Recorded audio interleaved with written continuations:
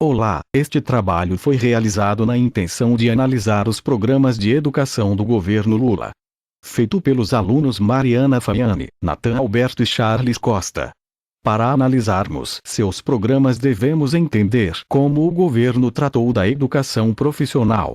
Para começar, ele reconstruiu políticas públicas para o ensino integrado. Também, corrigiu distorções do governo anterior que separou o ensino básico do ensino profissional, através de treinamento artificial em relação ao profissional e o técnico. Outra correção importante foi a revogação do decreto de número 2208 de 1997, que reestabeleceu a possibilidade de integração curricular dos ensinos médio e técnico. Isto é, além da formação nas matérias convencionais, os alunos teriam acesso às suas futuras profissões. Para continuar com os projetos, o governo criou alguns dispositivos, dentre eles o ensino integrado, que foi elaborado na intenção de reconstrução de princípios e fundamentos da formação dos trabalhadores.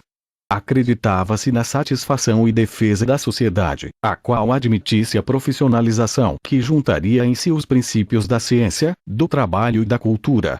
Com isso esperava-se promover brigas por uma formação mais estrutural da educação brasileira. Ou seja, o objetivo era unir governo e sociedade para alcançar uma estruturação satisfatória da educação. Outro dispositivo foi o currículo integrado, que usava o trabalho como princípio educativo, na intenção deste permitir a compreensão do significado econômico, social, histórico, político e cultural das ciências, das artes e da tecnologia. Um currículo deste tipo considera não apenas o conhecimento específico, mas também o conhecimento geral e permite a compreensão destes saberes a partir de sua historicidade, finalidade e potencialidade. Além de tudo, preza a construção unificada do saber geral e do saber específico na garantia de que um fundamenta o outro, que pode ser interpretado como o saber prático e o saber teórico. Juntando os dois, temos o saber necessário para exercer qualquer profissão. Outros projetos do governo foi o ProEja e o ProJovem, os mais famosos, que também serviam para auxiliar estudantes e adultos a adquirir futuras profissões, porém apesar de serem os mais divulgados, sua qualidade é alvo de críticas até os dias atuais. Apesar de todas as preocupações do governo, o que ocorreu foi o inverso.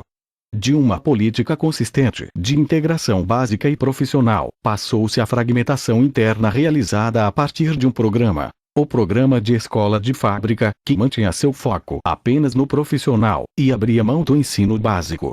Outro problema enfrentado foi uma nova e complicada conjuntura. A reestruturação do MEC que separou, uma vez por todas, educação básica, ou ensino médio, da educação profissional. Depois de expor todas essas informações, podemos analisar que o governo Lula foi composto de grandes ideias, porém, a execução das mesmas não foi satisfatória, mas não podemos considerar um fracasso total, apesar dos vários escândalos de corrupção em seu governo. Agora fiquem com o vídeo do professor Dr. José Marcelino de Rezende Pinto.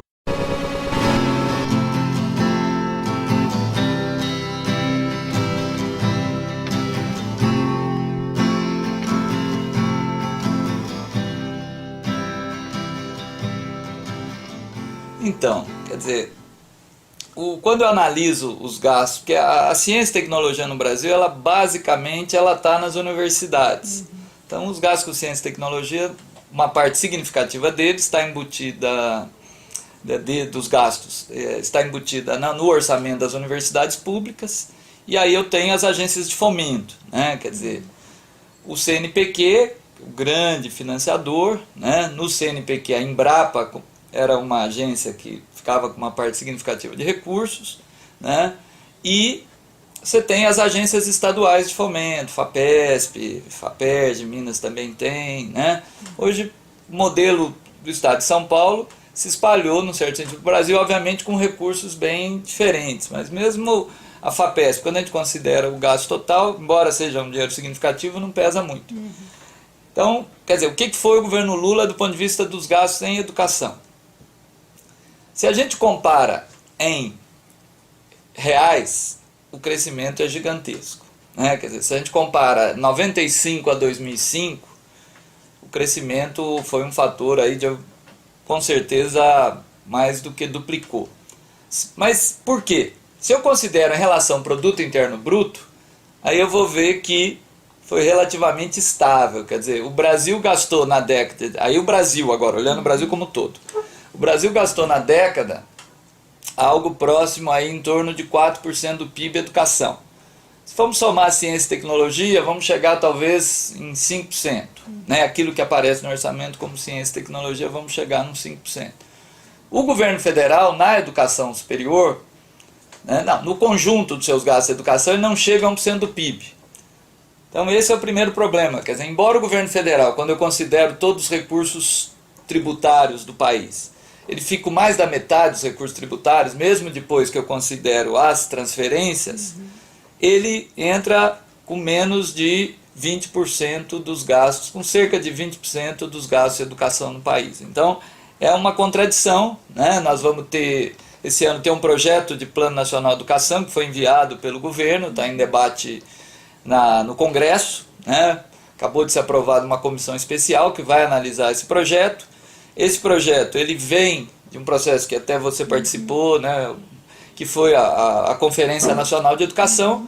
Só que o que houve é o seguinte, há uma diferença entre o que foi aprovado pela Conferência Nacional de Educação e o que o MEC enviou ao Parlamento, né? Quer dizer, na Conferência Nacional de Educação foram aprovados gastos que já em 2011 atingissem 7% do PIB.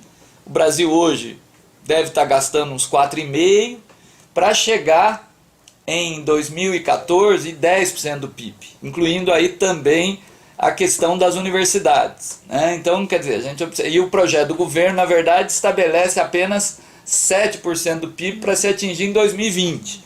Quer dizer, sair de 4, 4,5 para 7 é um avanço significativo. Só que essa era uma meta que já estava no plano anterior, né, que foi aprovado em 2001 e que foi vetado pelo governo Fernando Henrique Cardoso. Então, quer dizer, na verdade nós vamos jogar com 2020 uma meta que era para nós termos cumprido já com certeza a partir de 2005, 2006. Então, fora que ainda precisa ser aprovado, quer dizer, ainda tem um chão, né? Então, a grande inflexão, a gente observa uma inflexão no governo Lula, particularmente na questão da educação superior, e isso obviamente vai refletir no sistema de ciência e tecnologia, porque é ali que está o grosso da produção, é a partir de 2006, ou seja, no segundo mandato, quando se consolida o Fernando Haddad, aí a gente sente uma inflexão. Quer dizer, o governo federal aí começa a crescer o gasto em relação ao PIB também. Mas como o patamar é baixo, quer dizer, então os dados iniciais que nós temos vão apontar algo assim, um crescimento em relação ao PIB de 0,2%, 0,3% do PIB. É claro que é dinheiro, né? Porque quer dizer, cada 0,1 aí nós estamos falando de 3,5 bilhões. Mas quer dizer, não é nenhuma, quer dizer, não é essa coisa de duplicar, triplicar, né? E nas comparações internacionais, quer dizer, quando você considera o gasto em tecnologia do Brasil, em ciência e tecnologia, ele ainda está muito aquém, obviamente, dos países ricos, comparados com o PIB, está aquém, inclusive, de vizinhos e com detalhe, quer dizer, os países ricos, que gastam aí acima de 2% do PIB em ciência e tecnologia, eles poderiam até gastar menos porque eles têm um PIB muito elevado. Quer dizer, uma coisa é 2% do PIB do Japão, dos Estados Unidos, outra coisa é 1% do PIB do Brasil. Sem dizer a questão de investimentos privados, que no Brasil ainda são muito restritos.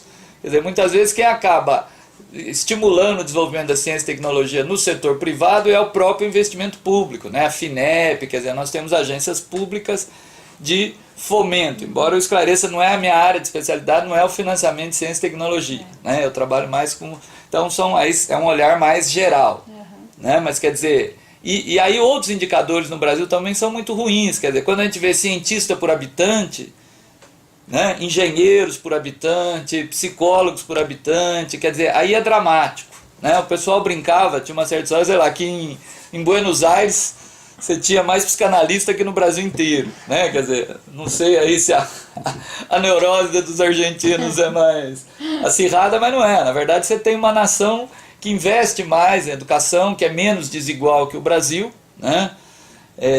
A gente gosta de falar que a USP é a maior universidade da América Latina, não é, né? Quer dizer, você tem várias universidades muito maiores. A USP não é nem, infelizmente, não é nem a maior do Brasil, né? As maiores do Brasil hoje estão no setor privado, é o NIP, é Estácio de Sá, né? São essas universidades que aparecem na mídia, mas quando tem algum problema do ponto de vista que tem pouco a ver com a educação.